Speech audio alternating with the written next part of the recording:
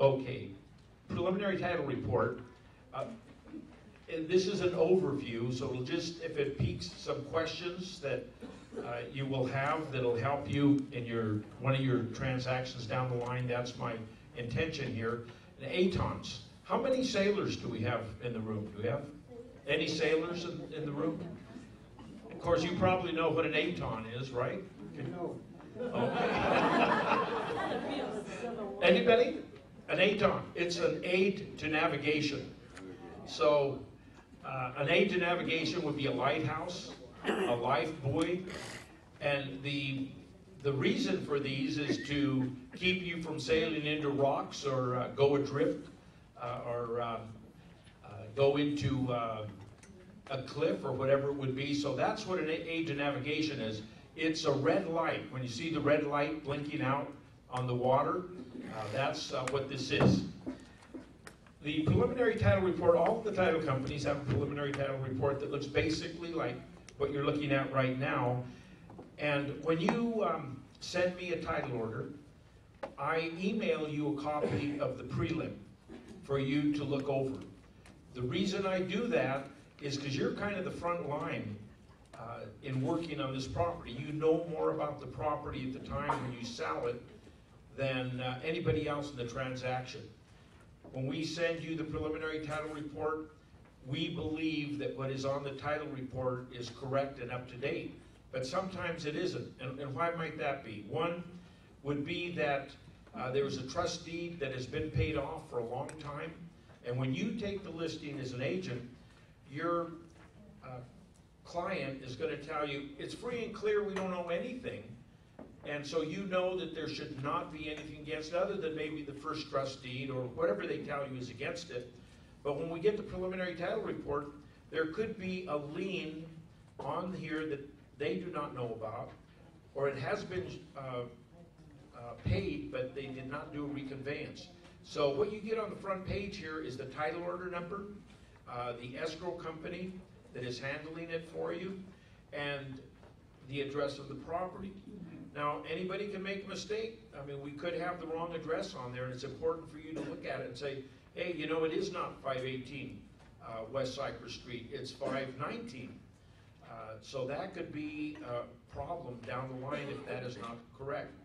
Also, the title order number is so important. I will get calls from agents and they'll say, Chuck, I've got a problem on this title order and this is the problem, but either they invariably often tell me, I can't remember the exact address, I just know that it's on Cypress Street. But if they were to give me the title order number, I could start working on it immediately. Otherwise, I have to call them and wait for their call. And you know how telephone tag is sometimes, it just takes a while. But I could start right away, any of the title reps could. So be sure you give them the title order number when you call regarding the property. And also, all of them have the Schedule A, and this is the type of policy that's insured. It gives you the information on it. Now it gives you the name of the owners. In this case, I put Martha D. Smith, an unmarried woman, and John Doe and Mary Doe, husband and wife, as joint tenants. So you might imagine that Martha D, the D is a Doe, and she is a daughter. So she has an interest in the title. So many times, realtors are told by the owners that we own it, we own it outright. But they fail to tell you that maybe they included their daughter. A lot of them feel that if something happens to them, it's going to go to their daughter or their son, whoever it is. But that person also has to sign. That person also, if they have bad credit or liens against them, it's going to affect the property. So as soon as you get the preliminary title report, look to make sure that your sellers are who they tell you they are and that it's only them. Now when you have an unmarried woman, that's another little bit of a red flag. You're gonna, possibly you have to find out when she got a divorce, if there's gonna be a problem, if they're gonna have the ex-husband sign for some reason or another, if he's claiming an interest in the property. So these are just a little bit of red flags that you should be looking for in each one of your transactions. And there are things that I've seen, so it's not just speculation. Then, of course, a legal description is on Exhibit A, and that's in the little handout. This is also something that you should take a look at. There is a possibility of a mistake on the legal description, and you want to make sure that we're talking about the same property. I have seen occasionally, not very often, but where they pick the wrong lot. So I'll show you in a second how you can verify that lot. On the Schedule B, you're going to have your taxes, and of course this is one of the big thorns that you have to look for, is the taxes. If people have not paid their taxes, if they're behind on them, to get a statement from the tax assessor sometimes takes time. But if you know early on, and as long as escrows are taking now, if you find out right away, it's something that your escrow officer can get cleared up for you with the help of the title officer. So those are things that you want to look at. One other little thing that could be a possibility of a snag is the water rights. And also, of course, you know, there's a lot of water rights certificates out in different areas in San Gabriel Valley, and those go along with the property, but they do have to be surrendered to the escrow. Otherwise, those people could have their water cut off. Of course, there's no drought right now, so we don't have to worry about that. And then the Schedule B, this just easements. This is kind of standard. Usually, you don't have a lot of problems with this unless you're doing construction. That's when then, of course, you really want to be up on the easements, or if you have your buyer saying, you know, when I buy this house, I want to put in a swimming pool in the backyard. You want to make sure that there's no easements over the backyard, over the back of the lawn that would affect that. Which in our industry we refer to as the SI. Now, most of you that are in real estate know that title insurance encompasses a twofold search. One searches the actual property, and the other searches the personal names of the owners and or the buyers. So what happens in a short sale, in all transactions, but most likely in a short sale transaction, it's very important that you guys try and get your owners to fill out the statement of information as soon as possible. And the reason for that is because there's a lot of judgments that are posted on the SI that might not necessarily be picked up on the preliminary title report. IRS tax liens, abstract of judgments. I had an instance about 3 weeks ago where a gentleman opened up a short sale transaction, and it was a very common Hispanic name. It was like Jose Diaz or something very simple. So what happened was when he got his prelim, he wanted to submit it to the short sale lender. He realized there were 2 abstracts of judgments that hit that name. And without the SI, I was not able to delete those items because I needed to verify through Social Security numbers that it was actually, in fact, not the person that was selling. So it's very important that all the agents right now make sure that their sellers fill out the statement of information, because as all of you have known in the past, you're ready to close and then we date down the file and boom, something else pops up. That's only because in the past, the SIs were not sent into the title company in the beginning, they were sent in the end. And then always it's the title company's fault when we pick up another judgment. So rather than going through all that additional stress when you're trying to close, make sure the SIs are turned in at the very beginning of your escrow period.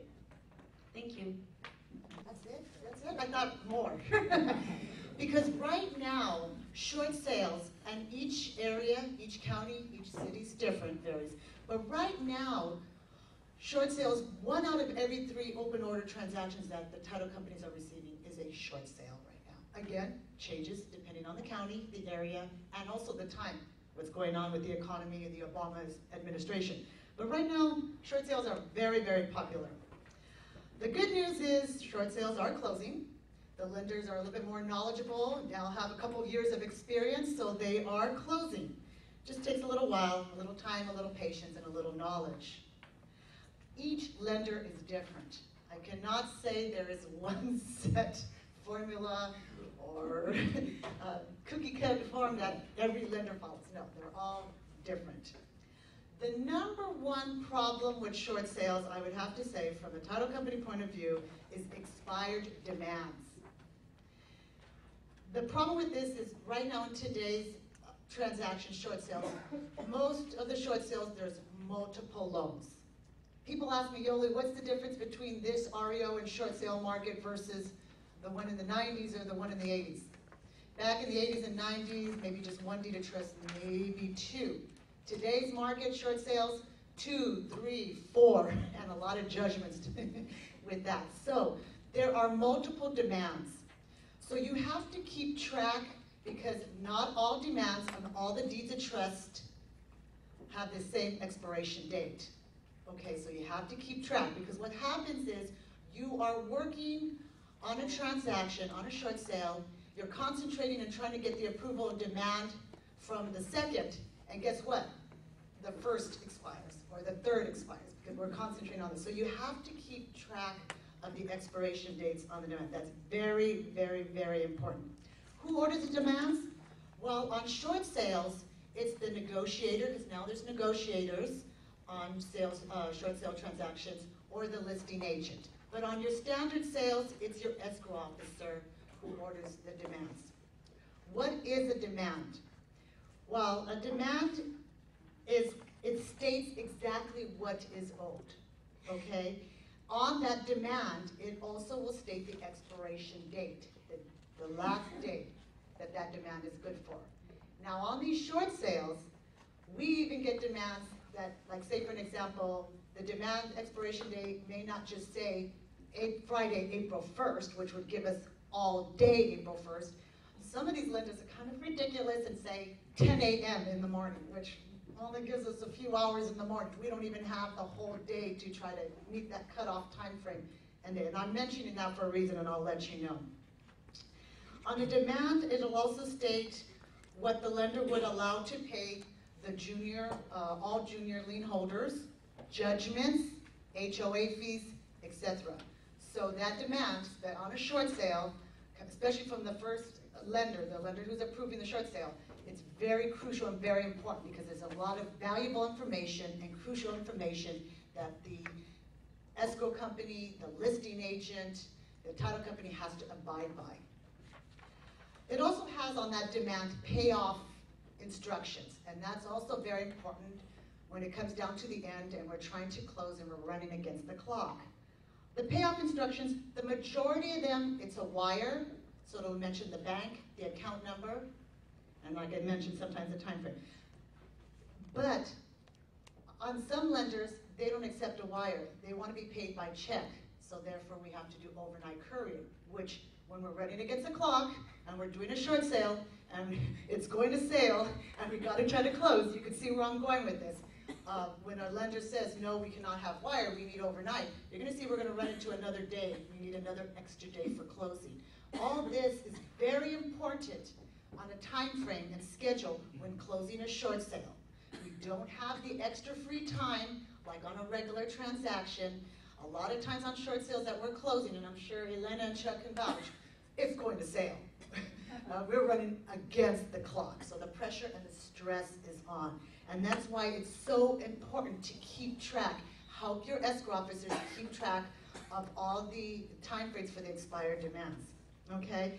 Also on the demands, it'll also state on a short sale transaction, a lot of times extra instructions, such as on a short sale, there's got to be that arm's length transaction, that it can't be the spouse buying it on a short sale, a relative. They want an arm's length transaction, okay? So the person who is buying it versus from the person who is losing it, that it's an arm's length transaction, okay? And other, so there will be a letter that needs to be signed and notarized by the parties and included in the demand, okay? So, and there's a bunch of other important instructions that need to be met. Like I mentioned, on the short sales, there's multiple loans, so multiple expiration dates keep track. You also have to have approval from all lenders involved.